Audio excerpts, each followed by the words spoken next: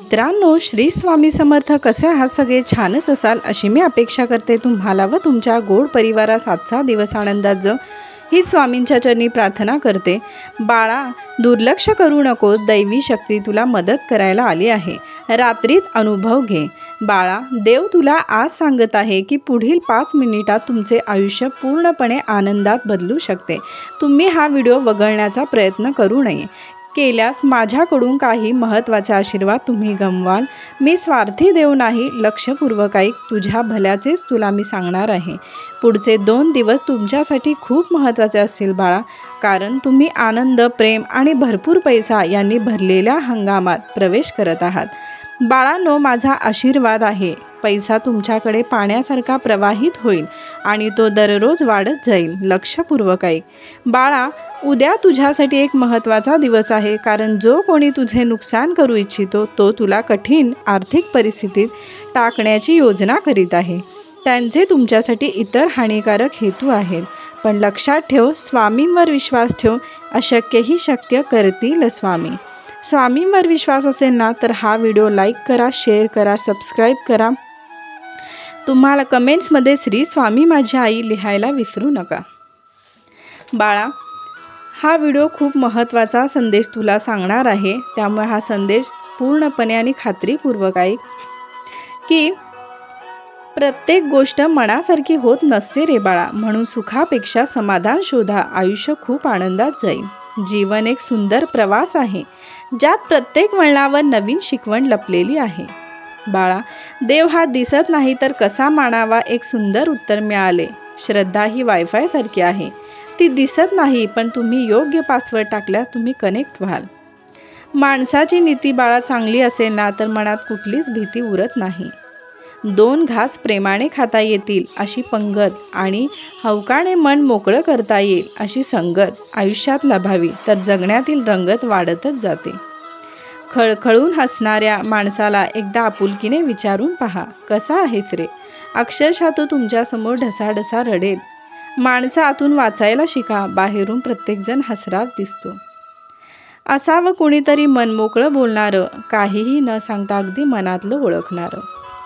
बाळा, आयुष्यातल्या नकारात्मक आणि वाईट गोष्टी काढून टाकायला शिक. आपण सुरुवात केली ना तर आपोआप चांगल्या गोष्टीसाठी जागा तयार होते. कधी कधी माणूस तुटतो पण आवाज करीत नाही, कारण त्याला माहीत असतं हा आवाज ऐकणारेच आता उरले नाहीत. कारण ही गोष्ट खूप महत्त्वाची आहे बाळा, की दुःखात मीच आहे तुझ्या, तू घाबरू नकोस. संगतीलाही मीच आहे. ठेवी मणी भरोसा आहे, मी शब्द दिला.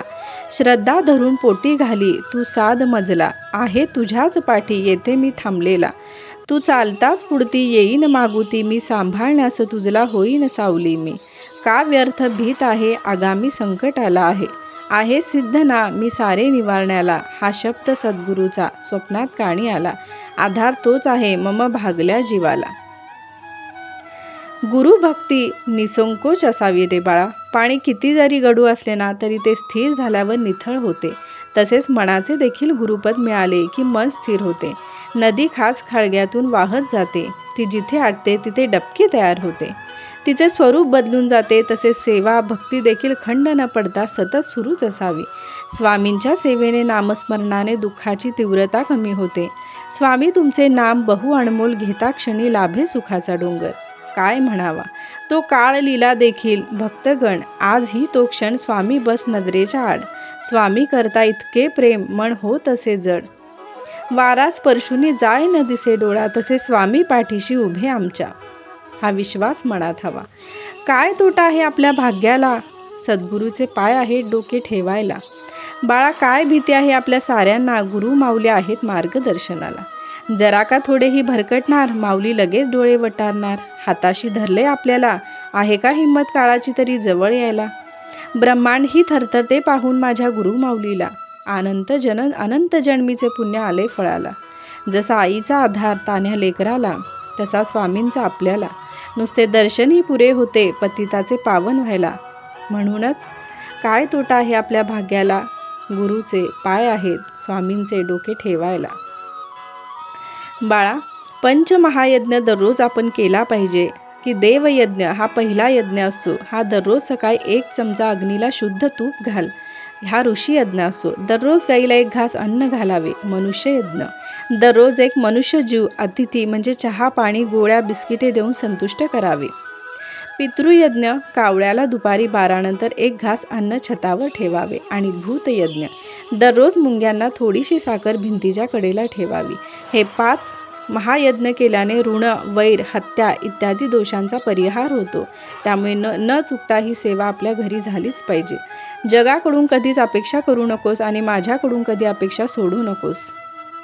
अरे तू मला तुझ्या देवाऱ्यात आणून तरी ठेवलंस, पण तू तुझ्याच विश्वात मग्न आहे. औपचारिकता म्हणून दिवा मात्र लावतोस, पण मनापासून माझा झाला नाहीस. मला नेहमीच वाटते तू स्वतःहून यावे, माझ्यासमोर बसावे, माझ्याशी बोलावं, म्हणून रोज मी तुझी आतुरतेने वाट बघतो. एक लक्षात घे, ज्यावेळी मी एखाद्याचा हात पकडतो ना, तर तो हात आयुष्यभर सोडत नाही. मी नेहमीच त्याच्यासोबत असतो. एकदा म्हणून तर बघ श्री स्वामी समर्थ. नित्य स्मरावे स्वामींना दत्त स्वरूप ते निरंकार. रोज विसरावा तो अहंकार, काम क्रोध करतो सर्वनाश. अति लोभात होतो विनाश, हृदयात ठेवा भाव निस्वार्थ. अनुभवा स्वामी सुख ते परमार्थ, मितभाषी असतो सदा सुखी.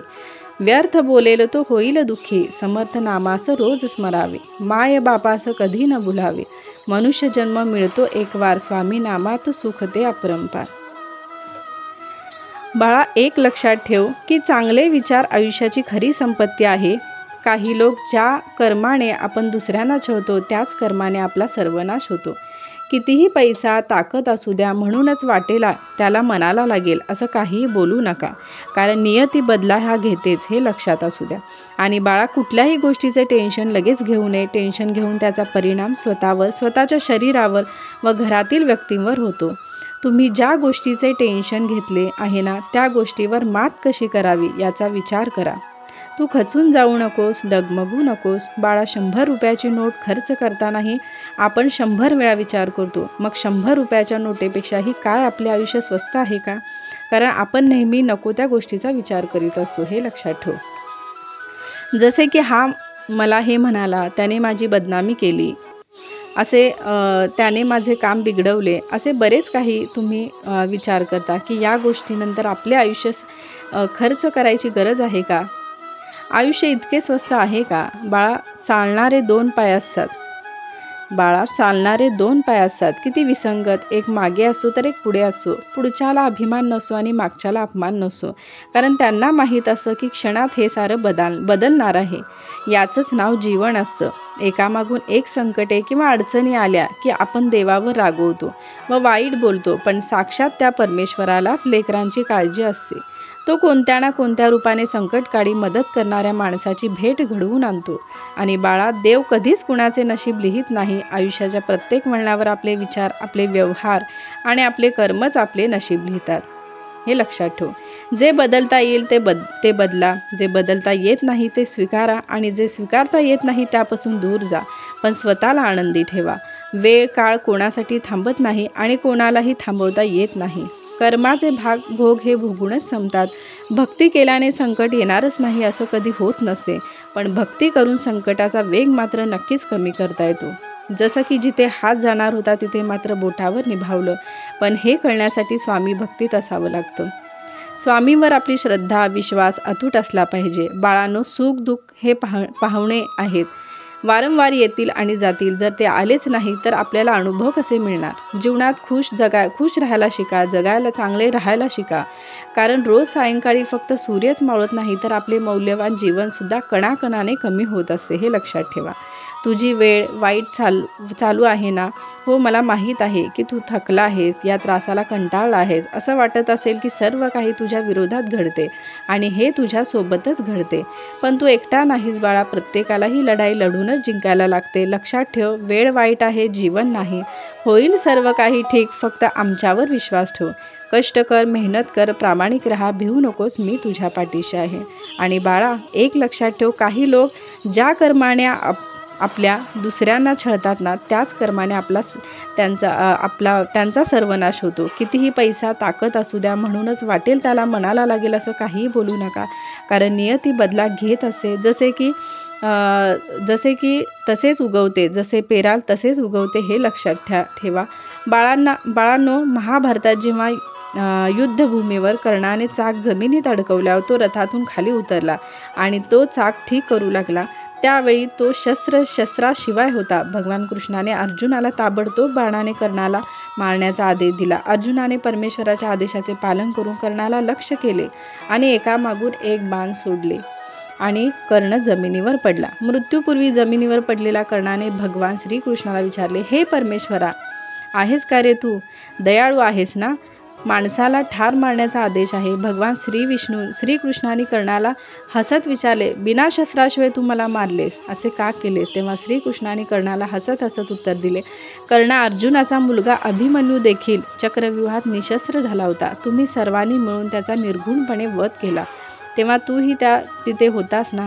तेव्हा तूही तुझे ज्ञान तेव्हा कोठे होते? कर्णा, हे तुझ्या कर्माचे फळ आहे. हा आहे माझा न्याय. म्हणून विचारपूर्वक वागा. आज जर तुम्ही एखाद्याला दुखावले असेल, त्याचा अनादर केला असेल, कोणाच्या कमकुवतपणाचा, दुबळेपणाचा फायदा घेतला असेल, तर तेच कर्म भविष्यात तुमची वाट पाहत असेल आणि कदाचित त्याच कर्माचं मी तुम्हाला प्रतिफळ देईल. त्यामुळे आपण असे चांगले वागायचे की त्या कर्माचे फळ आपल्याला छानच भेटते. मित्रांनो, ज्या गोष्टी गुरुविणं कोण दाखविले वाट, मागील जन्माची पुण्याई असेल तर योग्य वेळी सद्गुरू आपणास आपोआप भेटतात. काहींना त्रास होतो, माणसाचे भोग संपत आले की सद्गुरूचा पत्ता मिळतो. काहींना अगोदर मिळतो कारण त्यांचे मागील जन्माची पुण्याई असते. काहींना जाणीवपूर्वक मिळतो तर काहींना अपघाताने पत्ता मिळतो, पण त्यांचे मन तयार होत नाही. काही जण येण्यास इच्छुक असतात, पण पाठीमागची काळजी, चिंता, पाप हे येऊ देत नाही. काही जण त्या पत्त्यावर येतात, पण त्या मार्गात अडथळे येतात.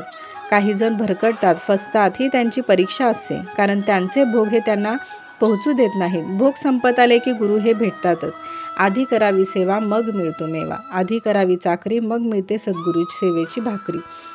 कोणत्याही परिस्थितीमध्ये चुकीचा मार्ग अवलंब करू नका. भलत्याच वाटेला जाऊ नका. वेळ लागेल, पण आपले गुरु आपले चांगलेच करतील हा विश्वास ठाम ठेवा. आणि शेवटी एक लक्षात ठेवा, तुम्ही कोठेही जा, काहीही उपाय करा, पण ब्रह्मांड नायकाच्या परवानगीशिवाय झाडाचे पानसुद्धा हलत नाही, हे मात्र लक्षात ठेवा. मग पहा आपण काय करायचे. हे भलत्या वाटेने जायचे की आपल्या गुरुच्या वाटेने जायचे. खरे पाहता गुरुशिवाय शिष्य नाही, झोळी खप्पराशिवाय भिक्षा नाही, त्रिशूळ चिमट्याशिवाय शस्त्र नाही आणि कुबडी रुद्राक्षमाळाशिवाय साधना नाही, कपाळावर भस्माशिवाय संरक्षण नाही. सर्व इंद्रियाची ताकद पूर्ण एकवट सद्गुरू मुखातून मिळालेलं ज्ञान आपल्याला पेलता आलं पाहिजे. ध्यान या विषयावर आपण नुसतंच ऐकत किंवा वाचत राहिलो तर त्याचा काहीही उपयोग नाही. जो ते ज्ञान प्रत्यक्ष कृतीत उतरवेल त्यालाच त्याचा उपयोग होईल. ध्यान एक तप आहे. एका जागी एकावेळी कोणतेही काम न करता शांत बसून राहणं हे सगळ्यात मोठे तप आहे. एरवी मनुष्य चित्रपटगृहात कित्येक तास काही काम न करता शांत बसू शकेल, परंतु सिनेमा बघणं आणि ध्यान करणं यात मोठा फरक आहे. कोणी म्हणेल, अहो मी 3 तास एका जागी बसून सिनेमा बघतो म्हणजे मी ध्यानच करतो. पण हे ध्यान नव्हे, कारण खऱ्या ध्यानात आपल्यासमोर कोणतेही चित्र निर्माण होत नाही किंवा कुठला आवाजही ऐकू येत नाही. म्हणजे काही नसणं हेच तिथे असतं आणि त्याला ध्यान म्हणतात. सुरुवातीच्या काळात प्रतिकार आणि त्यानंतरच्या काळात प्रतिकाविना घडू शकणारं ध्यान आपल्याला अपेक्षित आहे आणि आवश्यकही आहे. गुरूंची सेवा करणे, गुरूंनी दिलेली साधना नित्यनेमाने करणे, त्यामध्ये खंड न पडता काम करणे, तसे शक्यतो वेळ चुकवू नये, कारण आपण जसजशी साधना नेमाने करू लागतो गुरुदेव त्यावेळीच आपली वाट पाहत असतात. ही भावना एकदा एका मनामध्ये रुजली की साधनेमध्ये सातत्य आपोआप येऊ शकते. आज झोप झाली नाही, आज बरं वाटत नाही म्हणून साधनेची वेळ चुकवू नये. अत्यंत महत्त्वाचं म्हणजे श्रेष्ठ गुरुचे चरण आपल्याला मिळाले की त्यांची आपल्याप्रती दयाभावना आहे हे लक्षात असू द्या. बाकी गुरूंची आपल्याकडून काहीच अपेक्षा नसते. भगवंताप्रती आपला भाव कसा दृढ होईल हेच ते पाहत असतात. आपल्या प्रापंचिक समस्या त्याच्या चरणी दृढ झाल्यावर आपोआपच मार्गी लागतात. त्यांना सांगायची गरज लागत नाही, पण त्याविषयी तेवढी श्रद्धा आणि निष्ठा आपल्या मनात असली पाहिजे. आपल्याबरोबर ते असतातच, फक्त आपली श्रद्धा आणि निष्ठा ते सतत तपासून पाहतात. आपल्या आयुष्यात घडणाऱ्या प्रत्येक प्रसंगी ते आपली परीक्षा घेतात. स्वामी हे आपली परीक्षा घेत असतात. आपली निष्ठा कुठे डळमळत तर नाही ना? त्यामुळे सदैव स्वामींचे स्मरण करून आयुष्यात घडणाऱ्या प्रसंगांना सामोरे जावा. आपला सर्व भार आपल्या निष्ठेप्रमाणे ते घेतातच. फक्त आपलं आचरण, विचार यांना आपणच सांभाळायचं आहे. एक मात्र नक्की आहे की स्वामी विना कोण दाखविला वाट. त्यामुळे थोर उपकार श्री स्वामी समर्था, आधार तुझा श्री स्वामी समर्था. तू हा होता विधाता, तू कारण तू करता. तूच माता तूच पिता तूच बंधू, सुखात आम्हावरी ठेव. स्वामी राया तुझी दया हीच विनंती, तुझ्या चरणी स्वामी समस्या. श्री स्वामी समर्थ.